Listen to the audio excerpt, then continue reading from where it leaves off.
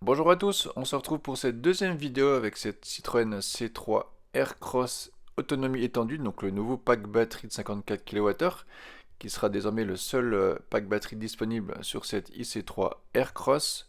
Donc pour rappel, on a fait une première vidéo avec un long trajet sur autoroute en hiver à 130, donc je vous renvoie vers cette vidéo.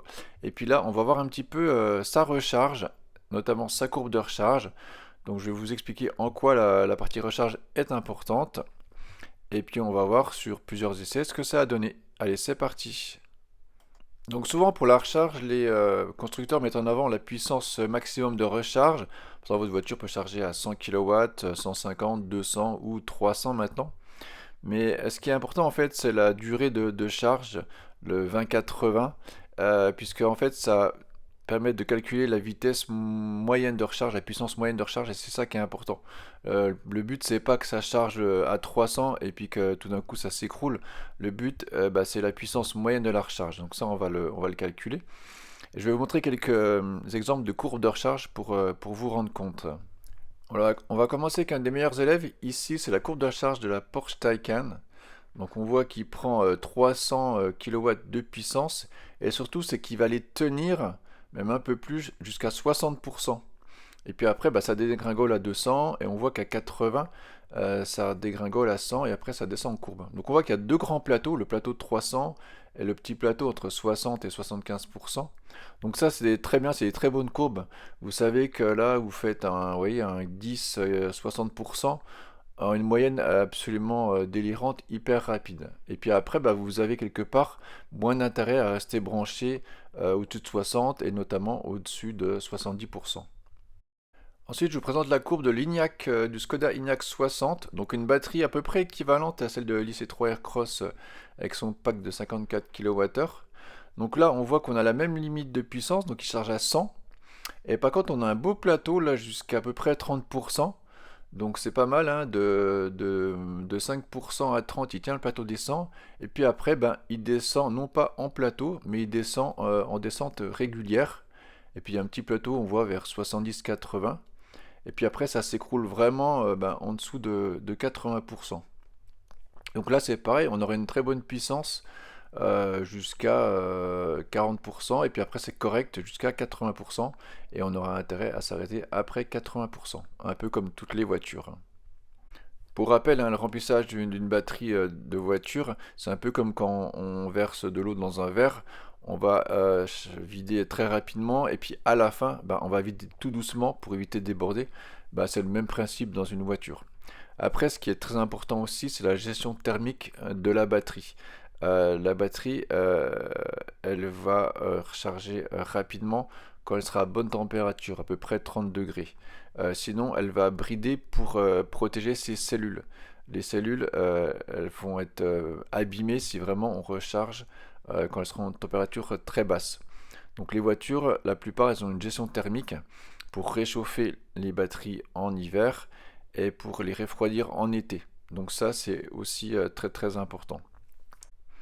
Troisième exemple, je vous montre la courbe de ma Tesla Model 3. Donc on voit qu'elle prend 170, mais elle le prend très peu longtemps. En fait, c'est une courbe qui n'a pas du tout de plateau. Ouais, c'est une courbe en descente, en pente tout à fait régulière. Donc vous voyez, quand ils mettent en avant le pic à 170, finalement on l'a très très peu de temps, quelques secondes, après ça descend régulièrement, 169, 168, 167, etc. Et on se rend compte que finalement, à 75%, on n'est plus qu'à 50 kW de puissance. Voilà, après on verra quand même la puissance moyenne qui reste correcte. D'ailleurs, restez à la fin, je vous ai fait une vidéo, je voulais comparer avec la Tesla Model 3 et pour montrer que, voilà, que la vitesse moyenne était meilleure en temps. Et vous allez voir que ça s'est pas passé comme prévu à cause de la température. Allez, avant de voir en live les deux sessions sur notre voiture, là c'est une courbe qui va être intéressante, c'est la courbe de la IC3, mais avec la batterie de 44 kWh. Donc on voit que là qu'elle n'a pas pris tout à fait le pic, et on a une descente en escalier. Donc on n'a pas de plateau et on n'a pas une pente régulière. C'est ce qu'on appelle une descente en escalier, vous voyez que ça ressemble. Et on voit qu'on a une chute quand même assez importante juste avant les 60 kWh. Avant les 60%, pardon, on descend en dessous de 60 kW, on descend à 50. Donc voilà, ça promet pas des temps de recharge exceptionnels. Voilà, vous trouverez toutes ces courbes de recharge sur le site Fastned. Donc si jamais vous ne connaissez pas la courbe de recharge de votre voiture ou si vous hésitez dans votre prochaine voiture électrique, ben, vous pouvez aller voir, ça vous donnera une petite idée. Et puis on va aller voir ce que promet Citroën. Donc lui il promet le 2080, on le voit ici sur le site internet, en 28 minutes. Et bien on va aller voir ce que ça donne tout de suite. Alors on se retrouve pour la première charge avec, après un trajet d'une centaine de kilomètres sur autoroute, à peu près par 5 degrés de mémoire. Donc on arrive avec 25%. Donc la batterie, on ne peut pas préconditionner la batterie, donc ça c'est embêtant. Là en faisant l'autoroute elle chauffe un petit peu, mais en hiver elle peut pas être à bonne température parce qu'il fait tout simplement froid. Donc on va voir que quand même elle prend tout de suite 84 kW. Elle va monter assez rapidement jusqu'à quasiment 600 kW son pic. Donc ça c'était quand même une très bonne nouvelle parce qu'en hiver c'est quand même assez dur de choper le pic. À 34% elle est redescendue mais elle est encore à 92 kW, donc c'est plutôt pas mal. Et puis à 55, ben, elle est à 68 kW de puissance. Donc ça a bien descendu, mais c'est quand même correct. Donc on voit qu'elle a fait le 25-55 à une moyenne de 80 kW. Donc 80 kW de puissance, ben, c'est plutôt quand même pas mal. Je vous laisse regarder le temps. Donc c'est assez rapide hein, pour 18 kWh. Donc on a fait le 25-80 en 32 minutes. On a rechargé 33 kWh. À 80%, vous voyez qu'elle prenait 23 kW. Donc ça, c'est pas énorme. Euh, donc vous n'avez pas trop intérêt à rester au-dessus de 80%. Si on garde la courbe, bah, il n'y a quasiment pas de plateau, hein. C'est vraiment une courbe en escalier comme on avait vu pour la courbe de la IC3 avec la petite batterie. Donc là, on voit que le 25-80, on a fait une moyenne de 60 kW. Donc c'est moyen, on peut pas dire que c'est mauvais, mais c'est moyen. Mais c'est plutôt moi ce qui m'a vraiment surpris, c'est quand même de prendre le pic alors que je considérais que la batterie était pas à bonne température et qu'il n'y a pas moyen de préconditionner. Donc voilà, en tout cas, vous voyez à 79%, 80, on prend plus que 29. Donc il est temps de partir. Voilà, l'idéal ce serait de charger jusqu'à 50, 60 si ça ne nous embête pas de faire de petits trajets. Donc on a fait cette première recharge en 23-80% en 32 minutes, alors qu'on nous promet un 20-80 en 28 minutes, mais évidemment on nous promet ça en été dans les meilleures conditions. 5 minutes de plus avec 3% de moins. Voilà, ça reste quand même correct par rapport à la promesse. Alors on se retrouve pour le deuxième test à la recharge au retour. Donc pareil, un trajet de retour le soir partant froid sur autoroute. On voit qu'on est à 23%. Il prend tout de suite 88, même 89, 90. Il monte assez rapidement en puissance. Vous allez voir qu'on a atteint le pic assez rapidement. Et puis à 25, 26, on tient toujours les 99 kW.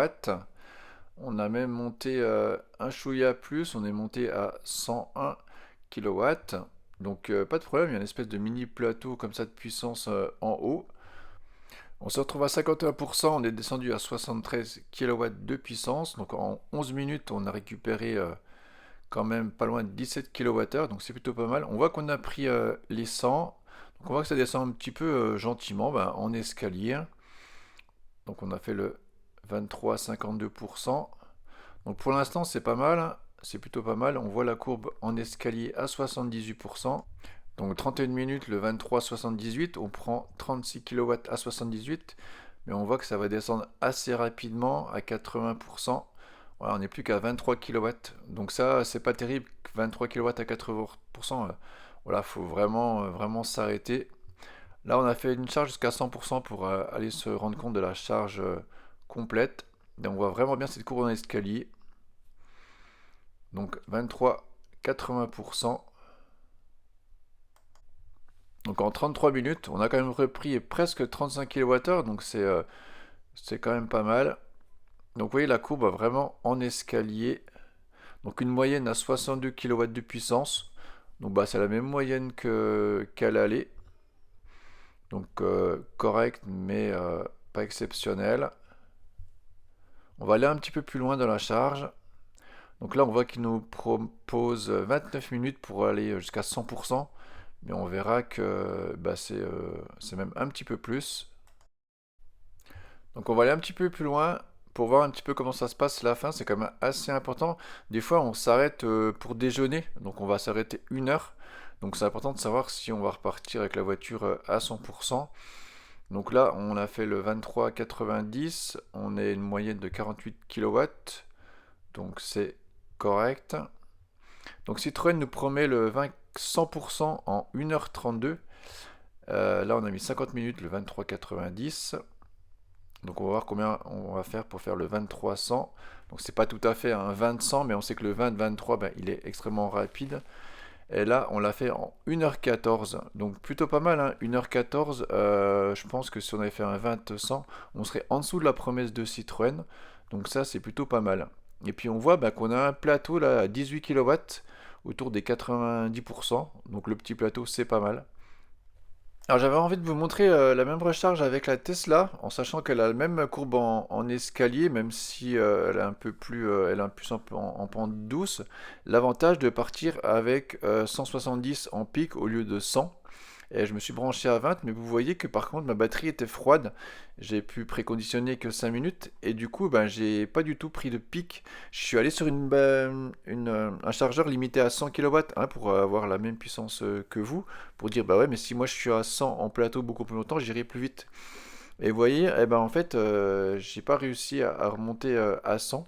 La batterie était froide, elle a mis extrêmement longtemps. Elle a mis plus de 30%, 40% à se réchauffer. Donc du coup, au final, ben, vous verrez que j'ai un temps qui est pas du tout terrible. Alors par contre, ben, bien sûr, si j'avais préconditionné sur autoroute, je serais arrivé à 100 et j'aurais eu un plateau à 100 jusqu'à 50%. Et là, j'aurais été plus rapide. Mais en fait, j'ai fait la recharge à 80% en 34 minutes. Donc exactement le même temps que la IC3. Là, je suis parti à 20, la IC3 était partie à 23. Donc l'importance de la température de la batterie. Une chose qui est bien dans les voitures, on peut déclencher manuellement ou avec la navigation, le préconditionnement de la batterie, c'est très important.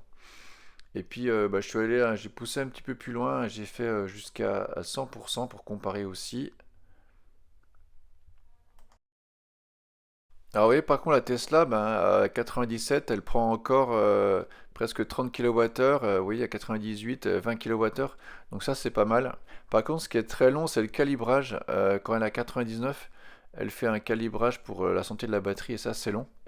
Donc vous voyez, j'ai mis 1h10 pour faire le 20-100%, donc c'est quand même assez long. Donc pour conclure avec cette vidéo, donc on voit que la bonne nouvelle c'est qu'elle prend le pic assez facilement. Par contre elle a une courbe en escalier qui descend assez rapidement. Au-dessus de 80 la puissance va être très très réduite. Donc c'est quand même une voiture qui peut voyager sans souci avec sa recharge rapide. Vous ferez des arrêts tous les 200-250 km, mais c'est tous les 2 heures donc c'est plutôt normal. Et puis, il faudra compter à peu près 30-40 minutes pour faire une bonne recharge. Donc, c'est quand même un petit peu long. Donc, je vous invite à vous abonner. Je vous fais une playlist sur cette IC3 Aircross autonomie étendue. Et puis, les prochains tests, ça sera des tests à 110 sur autoroute. Et le test sur route où là, on devrait plutôt s'approcher des 360-400 km d'autonomie. Allez, merci d'avoir suivi la vidéo. À bientôt. Salut.